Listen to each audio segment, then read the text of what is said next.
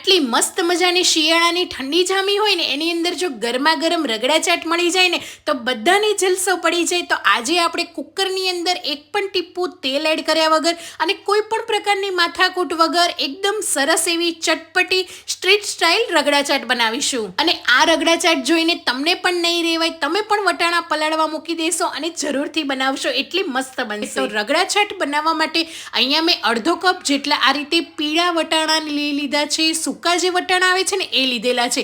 વટાણા ગ્રીન અને આ રીતે યલો બંને કલરના આવે છે, તમે કોઈ પણ નો બનાવી શકો, પણ રગડાના આ વટાણાથી રગડો સરસ બનશે। હવે અહીંયા મેં ઓવરનાઇટ માટે પલાળી દીધેલા છે, 8 થી 10 કલાક વટાણાને પલાળી લઈશું અને વટાણા સરસ રીતે પલળી ગયા છે। વટાણાનું બધું જ પાણી કાઢી લઈશું અને કુકરની અંદર આ બધા વટાણાને એડ કરી દઈશું। અહીંયા ફૂલીને વટાણા ડબલ થઈ ગયા છે, તો હવે આપણે એની અંદર 2 કાચા બટેટા એડ કરીશું। મેં અહીંયા મીડિયમ સાઇઝના બટેટા લીધેલા છે, તમે એક મોટું બટેટું પણ એડ કરી શકો, નાના હોય તો 3 થી 4 એડ કરી શકો। છાલને કાઢીને આપણે એડ કરવાના છે। કાચા બટેકા લીધા છે, એક મોટું ટામેટાને વચ્ચેથી એક કટ લગાવીને એડ કરી લઈશું અને એક મોટી ડુંગળીને આ રીતે મેં લચ્છાની અંદર સ્લાઇસમાં કટ કરી દીધેલી છે, એને પણ આપણે એડ કરી દેવાની છે। તો આ રીતે બધી જ વસ્તુને કુકરની અંદર એડ કરી દેવાની અને ચાટ આપણો તૈયાર થઈ જશે। અને આ રીતે સ્વાદ પ્રમાણે થોડું એવું મીઠું એડ કરી દઈશું, અડધી ચમચી જેટલી હળદર એડ કરી લઈશું, જેથી ચાટનો કલર છે ને એ એકદમ સરસ આવે। હવે ઘણા બધાનો એવો પ્રશ્ન હોય છે કે વટાણા છે ને એક સરખા કૂક નથી થતા, એના ઉપરથી ફોતરાનો ભાગ અલગ થઈ જાય છે, તો આ રીતે ચપટીઓ ખાવાનો સોડા એડ કરી દેવાનો, જેથી એક સરખા વટાણા બધા જ સરસ રીતે કૂક થઈ જશે। 2 કપ જેટલું પાણી લઈને આ રીતે હલાવી લઈશું, જેથી મીઠું, હળદર, સોડા બધું જ સરસ રીતે વટાણાની અંદર મિક્સ થઈ જશે। હવે ઢાંકણ બંધ કરીને કુકરની 5 વિસલ કરી લઈશું। તો અહીંયા મેં હાઈ ગેસની ફ્લેમ પર કુકરની 5 વિસલ કરી લઈશું। ત્યાં સુધી રગડાની અંદર બનાવવાનો એક ચટપટો મસાલો બનાવી લઈશું। તો કડાઈની અંદર આ રીતે મેં અહીંયા સૂકા 5 મરચાં લીધેલા છે, 5 થી 6 મરચાં લઈ લઈશું।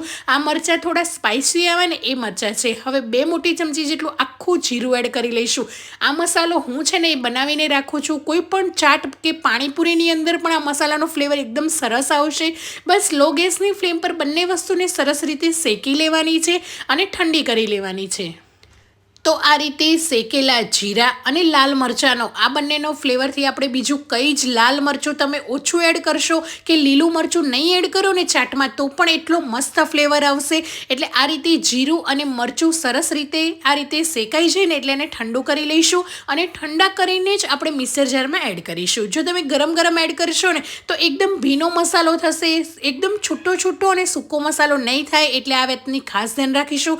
એકદમ કોરો મસાલો તૈયાર થઈ જશે। તો આ રીતે ઠંડો થયા પછી એને આ રીતે દાણેદાર પીસવાનો છે, એકદમ ફાઇન પેસ્ટ નથી કરવાની। તો મસાલો આપણો તૈયાર છે। હવે કુકર પણ સરસ રીતે ઠંડુ થઈ ગયું છે, તો ચેક કરી લઈશું। તો તમે જોઈ શકો છો પાણી જરાય નથી, તો પણ વટાણા એકદમ સરસ રીતે બફાઈ ગયા છે, એટલે માપ આ રીતનું પરફેક્ટ છે। અડધો કપ કાચા વટાણા હોય તો 2 કપ પાણી એડ કરી દેવાનું, તો વટાણા સરસ રીતે બફાઈ જશે। અને જે ટામેટાની છાલ હતી ને એ કાઢી લઈશું, બટેટા પણ કાઢી લઈશું। તો અહીંયા મેં એક બટેટું નાનું જે હતું ને એ અંદર જ રહેવા દીધું છે અને એક બાર કાઢીને એને આપણે ખમણવાનું છે। ટામેટા અને ડુંગળીને આ રીતે હળવા હાથે મિક્સ કરી લઈશું અને એક જે મોટું બટેટું હતું ને એને આ રીતે કોઈ પણ ગ્રેટર કે છીણીની મદદથી ખમણી લઈશું, જેથી એના ગાંઠા ના રહે અને જે રગડો છે ને એ આપણો એકદમ સરસ રીતે ઘટ્ટ બનશે। તો આ રીતે મેં અહીંયા બટેટાને ખમણી લીધેલું છે। હવે બટેટાને પહેલાં મિક્સ કરી લેવાનું છે, એ પછી જ પાણી એડ કરવાનું છે। જો તમે પહેલાં પાણી એડ કરશો ને તો મોટા મોટા બટેટાના ગાંઠા રહી જશે, એટલે એ વાતનું પણ ધ્યાન રાખીશું કે સરસ રીતે બધી જ વસ્તુ મિક્સ થઈ જાય, એટલે અહીંયા આપણે પાણી એડ કરીશું। તો અહીંયા મેં ટોટલ 1.5 કપ જેટલું ગરમ પાણી એડ કરેલું છે, એકદમ ઠંડુ નથી લેવાનું, થોડું નોર્મલ ગરમ પાણી હોય ને એવું એડ કરી દેવાનું છે અને સરસ રીતે મિક્સ કરી લઈશું। જો તમને વધારે રગડો ઘટ લાગે તો ફરીથી 1 કપ પાણી એડ કરી દેજો। હવે આપણે એની અંદર સ્વાદ પ્રમાણે મીઠું એડ કરીશું। આપણે બાફતી વખતે પણ મીઠું એડ કર્યું છે, એટલે મીઠું છે ને એ થોડું ઓછું એડ કરવાનું છે। 1 ચમચી ગરમ મસાલો, 1 ચમચી જેટલું અહીંયા મેં તીખું મરચું લીધેલું છે, જો તમે તીખું ઓછું ખાતા હોય તો મરચું ઓછું કે સ્કીપ પણ કરી શકો છો।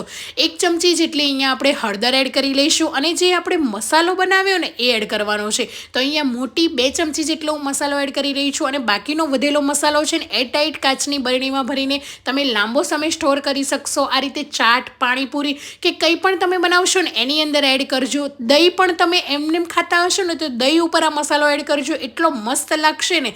સરસ રીતે મિક્સ કરી લઈશું અને લો ગેસની ફ્લેમ પર એને ઘટ્ટ થવા દઈશું। તો આ રીતે ગેસની ફ્લેમ મેં અત્યારે લો જ કરી છે. મસાલા સરસ રીતે મિક્સ થઈ જાય ને ત્યાં સુધી રહેવા દઈશું. તો તમે જોઈ શકો છો એકદમ ગરમા ગરમ આપણો રગડો તૈયાર છે.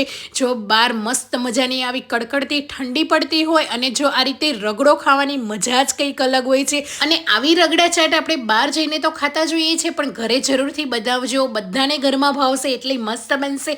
ગરમા ગરમ રગડો તૈયાર છે. ગેસની ફ્લેમ બંધ કરી દઈશું. અડધા એવા લીંબુનો રસ એડ કરી દઈશું અને લીલા સમારેલા ફ્રેશ ધાણા એડ કરી લઈશું અને રગડાને મિક્સ કરી લઈશું.